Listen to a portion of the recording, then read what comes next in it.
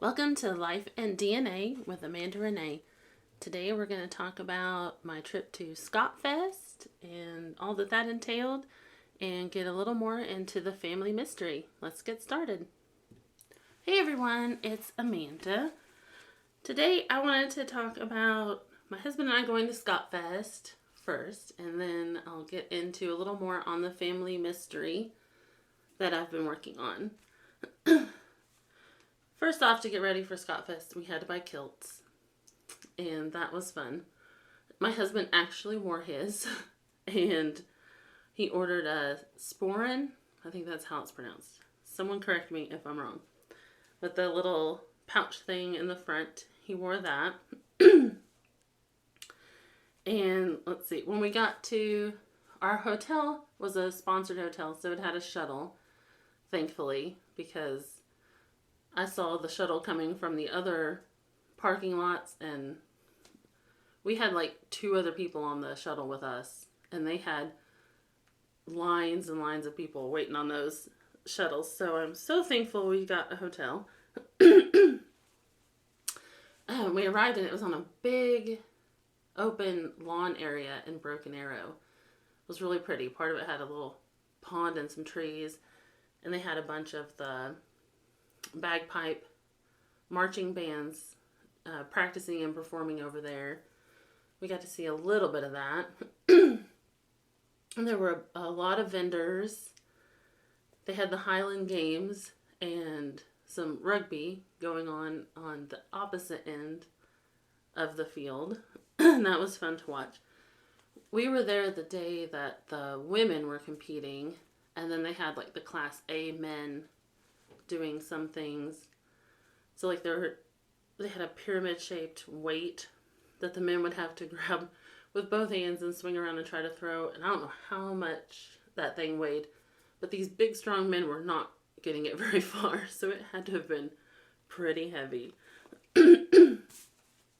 And then the women, they had a big, tall thing set up with a bar across it, and the women were trying to throw a big weight up and over it, and there was a pretty large woman, and she looked really strong. She was I'm tall, and she was taller than me, and probably about twice my size, and mostly muscle it looked like. And she got it right under the thing. She was trying to set a world record, and she got it right under the bar, but she couldn't make it over it. So I felt bad for her. And then the women were trying to throw the poles, where they have to cradle the pole and then try to flip it. And that was fun to watch. They couldn't get them very far. I wish we could have been there the day the men were doing that, because I think that would have been fun to watch. Let's see, the food vendors, that was fun. I was disappointed because there is a pizza place in Tulsa called Andolini's. And my husband had heard on the radio station out of Tulsa, he listens to that on iHeart. But he was listening, and the owner of it was saying that Andolini's was going to have a food truck at Scotfest. Well, we walked all over Scotfest and never saw it. So I was very disappointed. But that did force me to try a Scottish dish. So that was interesting. They had a couple of vendors that were making Scotch eggs. And I guess it's just like a boiled egg that's, I think it has meat or something around it, and then it's battered and fried. My husband liked that. And I had bangers and mash. Although I found out later what they gave me was just baked beans with some sausage links in it. And apparently actual bangers and mash is supposedly mashed potatoes with brown gravy and then cut up sausage on top. So I guess I had the Oklahoma version of bangers and mash. They also had a place selling meat pies that did not sound appetizing to me, so I did not try that. They had a place that was selling mead. And so my husband wanted to try that. It tasted kind of like a really sour cider almost, because I had the cider. And it tasted similar to that. I don't think I could have drank a whole cup of it. But it was pretty good. They had a lot of the booths. Like, they had some of the booths with the Scotfest t-shirts. So we each got one of those. And he got a hat. Oh my gosh. I'm so glad I brought the cash that I brought, because, of course, everything's expensive at those places. If we get to go next year, I am definitely saving up earlier and longer. And then they had a couple of booths with a bunch of different things from the clans. My favorite was the one that had, and I'll post pictures on my Instagram of the t-shirts we got, but they had t-shirts from as many clans as I've heard of, and they had them all displayed on the wall, and then, you know, piles of them so you could pick which size you want. And they had mine, which is Bruce, and then they had my husband's, which was McFarlane. His actually had a few different versions of theirs, and so he picked the one he liked. And they had a few of the booths had the different tartans. Nobody had our tartans, unfortunately. And what else were they saying? They were selling the socks that you're supposed to wear with the kilt, but they were like $30. So my husband's like, yeah, it's a little too hot anyway. So you'll probably find that on Amazon for about a third of the price. Let's see. Oh, I got a cute little purse that looks like a kilt. That's so cute. Let's see. They had all kinds of stuff. Sweatshirts. They even had a place selling like swords. And I'll give a shout out to this one place. They're called Commando Kilts, spelled with a K. And the wife of the lady that owns it, she was wearing a t-shirt that said Real Mango Commando, but spelled like their name. My husband wants one of those t-shirts. He thought it was hilarious. And they had a bunch of cool stuff. They were actually like fitting people for kilts there. And they had these lacy little garter belts. Some of them had a place for like little knives. And then one had a little 1 ounce flask in it. So I got that one. So I thought that was cute. We like to go to things like that and dress up. Like next month we're going to a little Oktoberfest celebration in Oklahoma City, not far from where one of my sisters lives. So we're going to go do that. They also had musicians. They had a bunch of bands. We only got to hear a couple. The one I really wanted to see, they're called Celtic Nova. And apparently they have like flaming bagpipes and stuff. And when we got there, we had just missed them. And then we left before they came on stage. It was going to be like another 3 hours. And the clouds had gone. The sun was out. So it was getting a little warm. And we were getting tired. So we went ahead and left. I was kind of bummed I didn't get to see them though. We did see a band called the Derby Warblers or something like that. They're out of Stillwater. They were really good. They had Scottish comedians actually from Scotland flown in. There was one, his name's Billy something. He was pretty funny. But the Scottish accents, I could listen to that all day. I just love hearing Scottish accents. But they were really funny. My husband was impressed that band was playing. They played like a folky version of Metallica's Whiskey in the Bottle. That was really fun. That was good to see. What else? We didn't get to do the whiskey tasting. And I was thinking, okay, well, I'm sure they'll have a booth where you can just buy like a glass or a shot of whatever whiskey you want to try. Well, they didn't that I saw. So apparently the only way to get whiskey was to do the whiskey tasting. So next year I want to save up to do that because I like whiskey. I just like to drink it on the rocks. But I don't like the weird taste of Jack Daniels. I don't like the weird taste of Crown. I'll drink Peach Crown. But my favorite is Old Smoky. Like, their stuff is so good. It's just sweet and smooth. It's really, really good.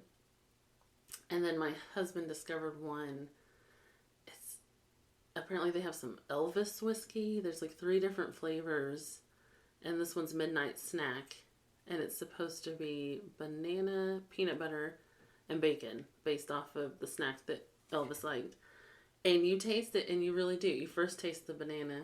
You get a hint of the peanut butter, but then you get like the smoky flavor at the end, and it's really good too. It's pretty smooth. So I cannot wait till next year. I'm already excited. Now, we met my sister and brother-in-law and their kids. They had a hotel just literally across the driveway from ours. And so we met with them and we're talking with them. And now they want to go next year. So we might, have to get kilts for the kids and just make it a big family trip. And that would be a lot of fun. They had a whole big kid area. I mean, my kids are a little old for some of that, but they had pony rides even and bouncy houses and stuff. So it was a family event and it was a lot of fun. So now we'll talk a little bit about that family mystery that I've been working on. And it was fun because when we were in Tulsa, I was getting to tell my father-in-law what I've discovered about his family. They're not always as interested as I wish that they would be. They were having trouble following what I was saying, but anyway, it was fun to talk about it and fun to tell them. So when I was going to start digging in on this mystery, I had only had my husband's DNA at that point. And so we get the notice that it's up. They've got it up on the website. You can see the matches. And my first job was, he had a really close match.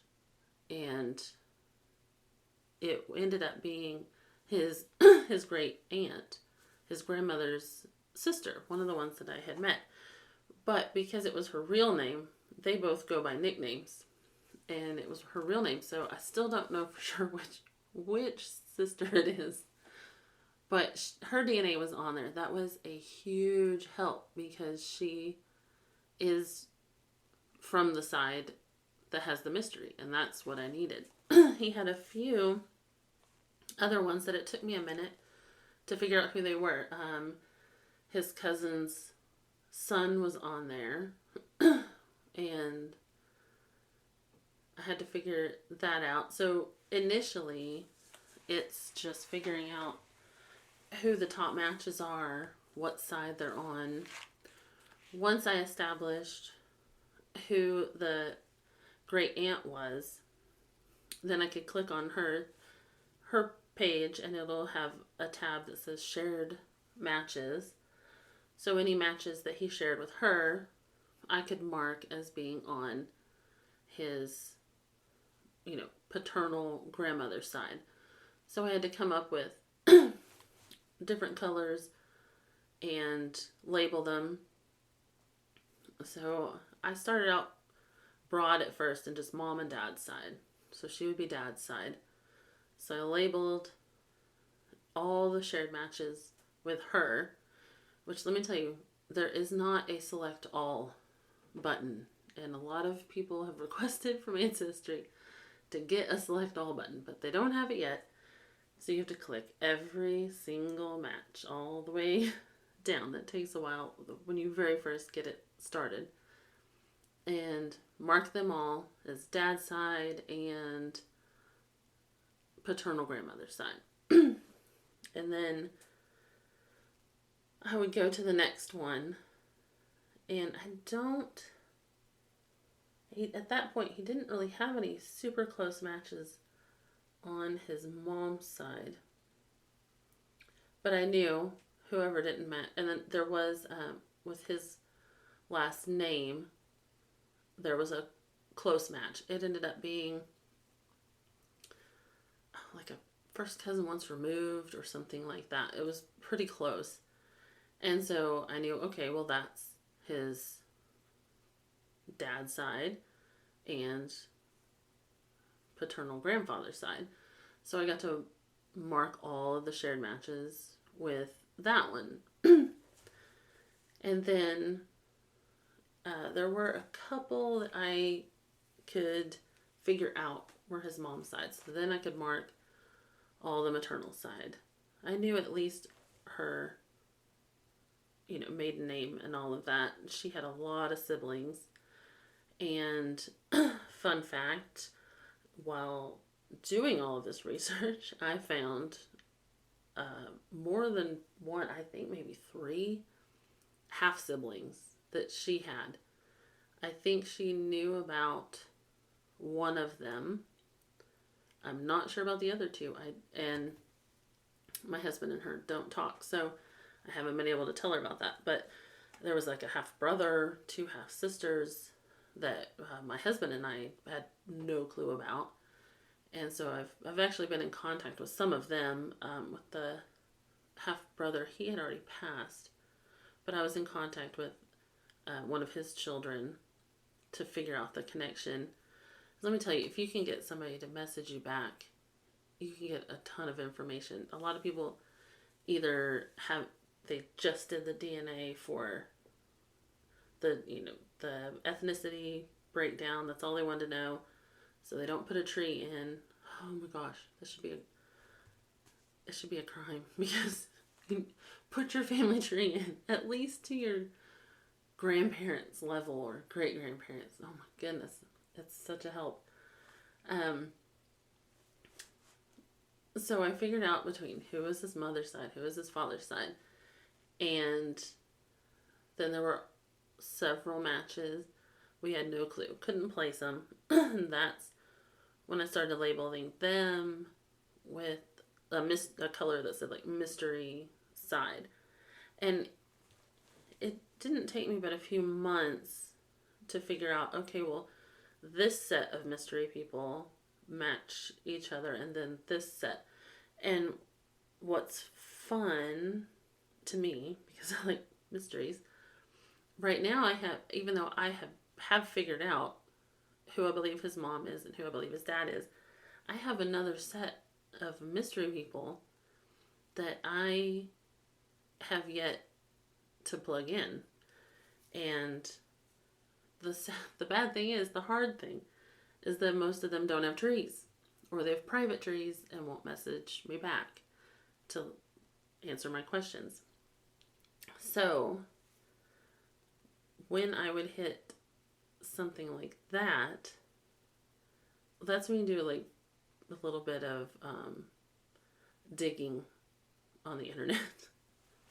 Like I said in the last video, if it was not for newspapers.com, I would have had zero information to go on for Walter, the mystery man. I would have had no information. I got just about everything that I know about him. I got, or from, the mystery of him being left, I got from newspapers.com. And a lot of the information I got about his mother and how I believe narrowed it down to which sister is his mother. I got all that information off of newspapers.com. So if you are doing any kind of research, I'm telling you, it's worth it. I just got on they had a deal the other day where you can get the highest level you can get on Ancestry. It includes a subscription to newspapers.com. And they had the whole thing half off. Just jump on that when you can get it. They even have military records that I have access to now. And I'm excited about that because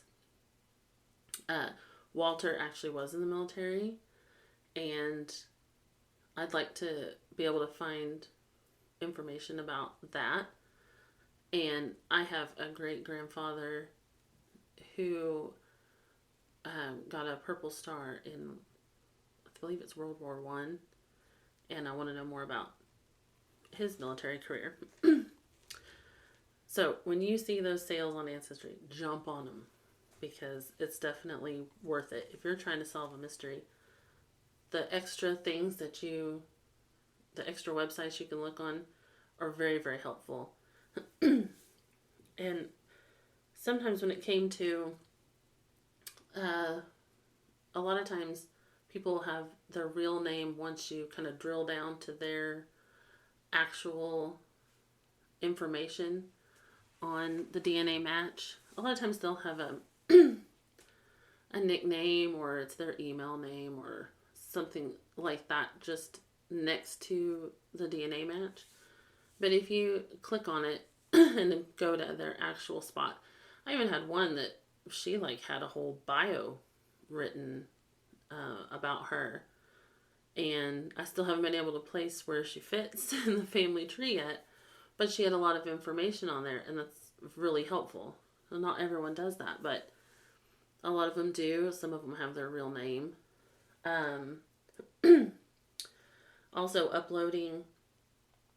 So I figured out from the Facebook groups that I'm on, the DNA Detectives page is a big one. It's really helpful, really interesting. There's lots of stories, but also lots of people give tips and help you kind of break a brick wall if you've hit one. And so those places can give you a lot of tips on just how to find people, how to figure things out. I've even had to go and make a private tree where no one else can see it, and I can just kind of work on it. If someone has a couple of names in their tree, I mean, if they even have their parents in the tree, sometimes I can figure out and just build that tree from there, do my own search. Because sometimes you look at someone's tree and they don't have all the information and you think, oh wow, they just couldn't find any information. Really, it's just they're only putting in what they knew and they haven't done any research on it. Because you can type in a person on a tree and click on there and search and find all kinds of records. And I've had to do that for several people. So I have several trees made that no one else can see because I'm just researching them. They're not, necessarily my family in particular, but you can use that as a research tool. And then if you build the tree back far enough, you might see a name that you recognize and realize, oh, okay, that's how they plug in to my family tree. And that's really helpful. It's a lot of work, but it's really helpful. Also, don't necessarily go by someone's family tree. Don't take it for granted that they have the right information. For instance, if I had just plugged in what my husband's family knew about Walter, I would have the wrong parents listed. I would have his adopted father in there. That would be false information. That's not who his real father was. And so you need to check sources. A lot of times people were adopted and they have no clue. And that's where the DNA matches is really helpful. The through lines feature is really helpful. But again, if someone has the wrong information in their tree, through lines is only as good as the information that's put out by people on Ancestry. So if I would have left Walter's dad as, Mr. Hellman, it could have shown that my husband was related to all these different Hellmans that would have shown up on through lines. But if you would have clicked on those matches it said he had, it'll tell you, do you actually have DNA in common with that person or not? And if you don't have any DNA in common with that person, then probably either you or the other person has someone wrong in their tree. Because if your tree is accurate and you click on a match in through lines, you should have DNA in common with them. So it's a good way to check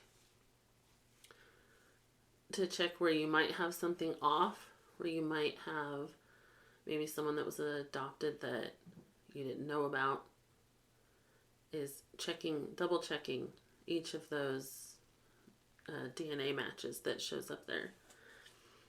But next time we will talk more about how I figured things out in the family mystery. I want to talk more about all the surprises along the way that I found, because there were several. I talked about a few of them today with my mother-in-law's half-siblings, but I discovered a lot more digging into his family. I will say his family is so much more interesting than mine. I mean, I've found bits of information that's fun in mine, and I might talk about that one day, but there's just so many mysteries on his side of the family. So from a genealogy standpoint, his tree is just really fun. But that is what we will talk about next time. Thank you guys for joining me on Life and DNA with Amanda Renee. Join me Thursday as I talk about part 2 on the traits of narcissism. See you then.